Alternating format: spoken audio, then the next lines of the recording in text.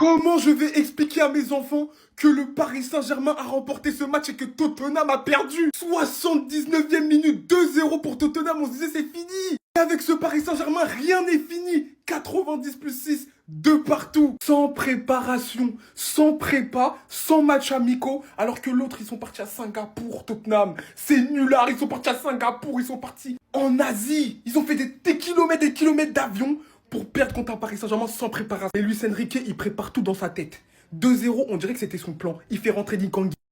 Il n'attendait rien de son entrée. Il marque, il redonne l'espoir. Et vous étiez tous en train de critiquer Ousmane Dembélé devant votre ordinateur à tweeter. Mais c'est ça la qualité des grands joueurs. Même quand ils sortent pas une performance de fou, ils savent être décisifs. Sans pour Gonzalo Ramos 2-2 au pénalty.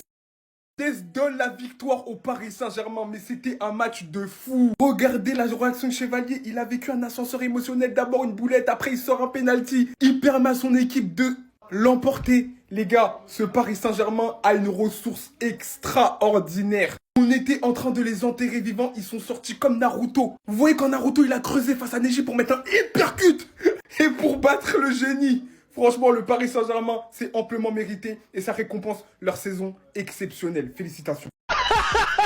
Vous croyez que les pirates n'auront plus le droit de rêver? Le Paris Saint-Germain remporte son 5e titre de l'année. Son 5e titre de l'année. Le sextuplé est toujours possible, les frères. Dans un match que le Paris Saint-Germain aura absolument tout fait pour perdre, en étant physiquement à court, mais surtout en faisant des erreurs techniques complètement grotesques, laissant Tottenham mener 2-0 à la 55e minute de jeu. Le Paris Saint-Germain sera mené jusqu'à la 85e minute de jeu, avant que, vous ai-je déjà parlé de Kang In Lee, inscrive le 2-1, le but de l'espoir pour le Paris Saint-Germain. Le Coréen le plus critiqué de l'histoire remet donc le Paris Saint-Germain sur de bons rails, avant qu'Ousmane Dembélé, le ballon d'or 2025, je le répète, envoie un ballon magnifique sur la tête de Gonzalo Ramos qui remettra le Paris Saint-Germain à 2 buts partout. À ce moment-là, le Paris Saint-Germain s'était déjà remis à l'endroit techniquement, et même si physiquement c'était compliqué pour le Paris Saint-Germain, à l'orgueil du champion, le Paris Saint-Germain est allé arracher cette séance de tir au but. Et sur la séance de pénalty, eh bien c'est Lucas Chevalier, très critiqué par une partie des supporters du PSG, qui va stopper l'un des pénaltys de Tottenham, permettant au Paris Saint-Germain de pouvoir remporter la séance de tir au but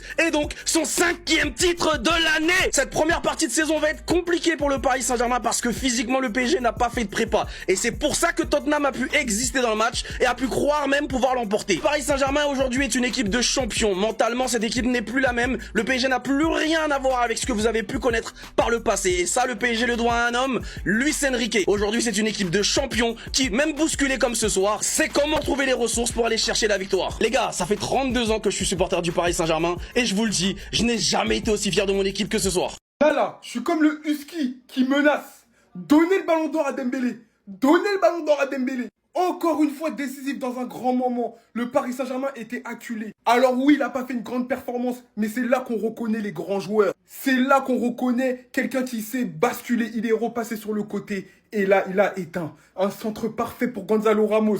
Gonzalo Ramos qui marque le but du 2-2. Tout simplement qui permet au Paris Saint-Germain de remporter la Super Coupe d'Europe. Les gars, ça ne ment pas. Dembélé aujourd'hui, dos au mur, acculé. En plus de ça, cerise sur le gâteau, cerise sur le mafé, j'aime bien, j'aime bien. Malgré le fait qu'il savait qu'il avait la pression, toute la France le regardait, tout le monde le regardait. S'il ratait son penalty, ça allait le tuer. Il a même pas tremblé. Il a commencé sa course pied gauche pour finir pied droit. Mais tout ça, c'est trop. À la fin, qu'est-ce qu'il prend? Le trophée d'homme du match. Et cette fois, tout sourire. Là, il sait ce qu'il vient de faire. Donnez-lui le ballon d'or. Je ne veux rien entendre vos histoires. Là, je suis pas dedans. Je suis pas dedans. Hakimi n'a pas fait la performance qu'il devait sortir. Il a été très moyen aujourd'hui. Et c'est là qu'on voit que c'est Dembélé qui porte ce Paris Saint-Germain. C'est lui. C'est-à-dire, il n'y a plus d'histoire là. Là, vous n'allez plus sortir vos histoires. S'il vous plaît, arrêtez avec vos courses d'élan de merde sur les pénaltys. On n'en peut plus, les gars. On n'en peut plus. Faut arrêter avec ça. Laissez les courses d'élan à Neymar. Laissez ça à Bruno Fernandes. Laissez ça aux autres. Mais s'il vous plaît, tirez vos pénaltys normalement. On n'en peut plus de ces courses. Les mecs, ils arrivent à 2 à l'heure. Les mecs, ils ont pas d'élan. C'est de la merde. C'est nul. T'arrives, tu prends ta course d'élan, tu frappes, ça finit au fond. Guettez CR7. Guettez CR7. Il n'y a pas de course d'élan bizarre. Il arrive, il prend son élan, il tire. Elle est bien placée, il y a but. C'est simple, hein. Le penalty, tu le places bien, il y aura but. Si le gardien la sort, c'est que c'est mal tiré. C'est ça, en fait. Donc ça sert à rien. Les courses d'élan comme ça, à part si tu maîtrises parfaitement. Comme Bruno Fernandes. Lui, il a le droit, il maîtrise, il nous l'a prouvé. Vitinha, il maîtrisait. Mais, on va pas se mentir, les gars, à chaque fois, ça se sentait. Ses frappes à 2 à l'heure. Même quand le gardien était prêt à contre-pied, il y avait des fois un moment, il pouvait quand même la sortir. Là, Arsenal, il foire. La dernière fois, il a changé sa course d'élan, c'était bien. Et là, il a recommencé. Il tire à côté. Et Mathystel, pareil. Arrêtez avec ça, s'il vous plaît. Pas beaucoup de personnes vont parler de ce grand monsieur, Mohamed Kudus. Vous savez, ce joueur, il a quoi comme particularité? Lorsqu'il jouait à West Ham, c'était grâce à lui que j'allumais la télé pour pouvoir le regarder pendant 90 minutes. Et il n'y a pas énormément de joueurs qui sont en capacité de te faire ça, de te procurer ces émotions-là. Les gars, c'est tout simplement un artiste. Entouré de 2 joueurs, il est capable de te conserver la balle. Techniquement, il a réussi à mettre à mal des défenseurs comme Pacho ou même des joueurs comme Nuno Mendes qui ont réussi à tenir quand même un Lamine Yamal. Alors, je sais très bien qu'il y a des circonstances sur Lamine Yamal. Voilà, calmez-vous, ne soyez pas énervés sur ça. Mais tout ça pour vous dire que je suis très content que tout le monde ait pu voir en 4K le talent de Mohamed Kudus. Il a du talent, il est stratosphérique. Parce qu'habituellement, c'était caché. Il n'y a pas énormément de personnes qui regardaient les matchs de West Ham. Vous savez, un truc, s'il avait été brésilien, comme Richarlison, vous pensez vraiment qu'il jouerait à Tottenham? Je vous promets qu'il aurait joué dans les meilleurs clubs au monde. Les clubs élites, je vous parle de ça. Parce qu'il y a certains joueurs qui jouent dans ces clubs élites qui sont moins forts que Mohamed Kudus. Que ce soit techniquement, physiquement, intellectuellement, sur tous les aspects. C'est un joueur, j'espère qu'il partira encore plus loin parce qu'il le mérite entièrement. Mais sinon, en vrai, ça à toi, moi en tout cas, bien, alhamdoulilah. Vous voyez tous ceux qui ont pensé comme ça, là? Là, comme ça, lisez bien, hein. Lisez bien. Bah, qu'est-ce que vous avez à dire maintenant? Ibrahim Mbaye, c'est un 2008. 2008, pour moi, c'est même pas une année de naissance.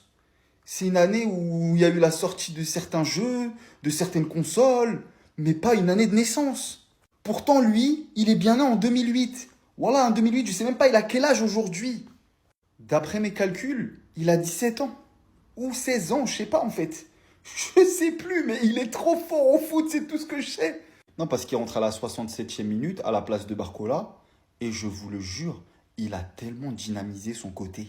Il a poussé, il a tenté. Et vraiment, ce PSG-là, dans le 11 titulaire, il n'y avait personne qui tentait. Bref, à la fin, cet homme est rentré. Il a mis la tête pour égaliser.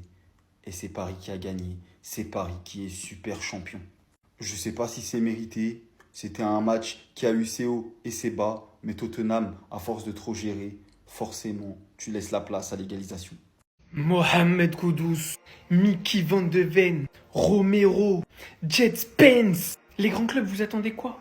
Qu'est-ce que vous attendez? Vous avez vu son match? Et lui, on doit encore en parler.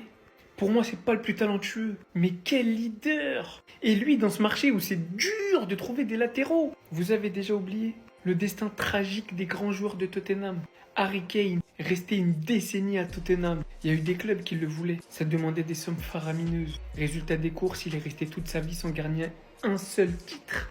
Mingson, pareil. Il y a un tas de clubs qui le voulaient. Il est resté emprisonné parce que le président de Tottenham, il demande des sommes folles. Misken, il a gagné un trophée, il s'est barré à Los Angeles direct.